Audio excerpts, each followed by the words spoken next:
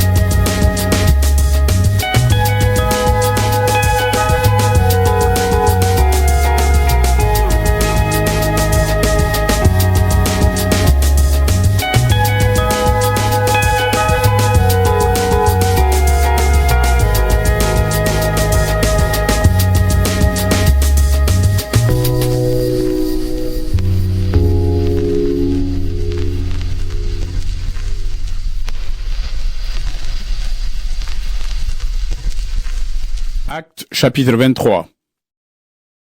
Paul regarde en face les membres du tribunal et il dit: Frères, j'ai toujours vécu pour Dieu jusqu'à maintenant et je n'ai rien à me reprocher. Mais le grand prêtre Ananias commande à ceux qui sont près de Paul: Frappez-le sur la bouche. Alors Paul lui dit: C'est toi que Dieu va frapper, espèce de mur blanchi. Tu es assis là pour me juger d'après la loi et tu donnes l'ordre de me frapper. C'est contraire à la loi. Ceux qui sont près de Paul lui disent: Tu insultes le grand prêtre de Dieu. Paul répond: Frère, je ne savais pas que c'était le grand prêtre. En effet, dans les livres saints, on lit: Tu ne diras pas de mal du chef de ton peuple. Paul le sait. Certains membres du tribunal sont sadducéens et d'autres sont pharisiens. C'est pourquoi devant eux, il dit d'une voix forte: Frère, je suis pharisien et fils de pharisien. Comme eux, j'ai l'espoir que les morts se relèveront et c'est pour cela qu'on me juge. Au moment où Paul dit cela, les pharisiens et les sadducéens se mettent à se disputer. Et l'assemblée se divise en deux camps. En effet, les sadducéens disent: les morts ne se relèvent pas. Les anges et les esprits n'existent pas.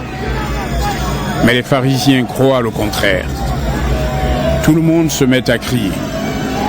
Quelques maîtres de la loi du groupe des pharisiens se lèvent et disent avec force: Nous trouvons que cet homme n'a rien fait de mal.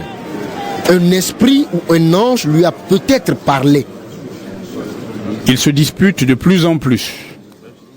Le commandant a peur qu'ils ne mettent Paul en morceaux. Alors, il donne cet ordre aux soldats: Descendez! Faites sortir Paul du tribunal et ramenez-le à la caserne. La nuit suivante, le Seigneur se montre à Paul et dit: Courage. Tu as été mon témoin ici à Jérusalem. Il faut aussi que tu sois mon témoin à Rome. Le jour suivant, certains Juifs se réunissent en secret. Ils jurent devant Dieu: Nous ne mangerons rien et nous ne boirons rien avant de tuer Paul. Ceux qui ont juré cela sont plus de 40. Ils vont voir les chefs des prêtres et les anciens et ils leur disent: Voici ce que nous avons juré devant Dieu. Nous ne prendrons aucune nourriture avant de tuer Paul. Maintenant donc, les autres membres du tribunal doivent nous accompagner chez le commandant romain et vous lui demanderez de faire venir Paul devant vous. Vous direz que vous voulez étudier son affaire de façon plus exacte. De notre côté, nous sommes prêts à le tuer avant qu'il arrive ici. Mais un neveu de Paul, le fils de sa sœur, entend parler de ce piège. Il va à la caserne, il entre et prévient Paul. Alors Paul appelle un des officiers et lui dit: Conduis ce jeune homme chez le commandant. Il a quelque chose à lui annoncer. L'officier emmène le jeune homme, il le conduit chez le commandant et dit: Le prisonnier Paul m'a appelé. Il m'a demandé de t'amener ce jeune homme. Il a quelque chose à t'annoncer. Le commandant prend le jeune homme par la main, il l'emmène à l'écart et lui demande: Qu'est-ce que tu as à me dire? Le jeune homme répond: Certains Juifs sont d'accord pour te demander d'emmener Paul demain devant leur tribunal. Ils diront qu'ils veulent étudier son affaire de façon plus exacte, mais ne les crois pas. En effet, plus de 40 hommes vont tendre un piège à Paul. Ils ont juré devant Dieu de ne rien manger et de ne rien boire avant de le tuer. Maintenant, ils sont prêts. Ils n'attendent plus que ta réponse.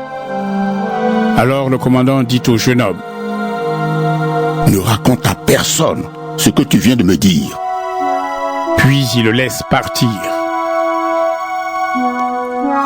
Le commandant appelle 2 de ses officiers.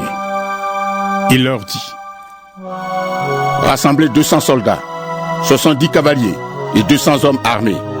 Ils doivent être prêts à partir pour Césarée à 9h du soir. Préparez aussi des chevaux pour conduire Paul en toute sécurité devant le gouverneur Félix. Ensuite, le commandant écrit une lettre. La voici. Claudius Lysias envoie ses salutations à son Excellence le gouverneur Félix. Les Juifs ont pris cet homme que je t'envoie et ils allaient le tuer. Alors, je suis arrivé avec mes soldats et je l'ai délivré.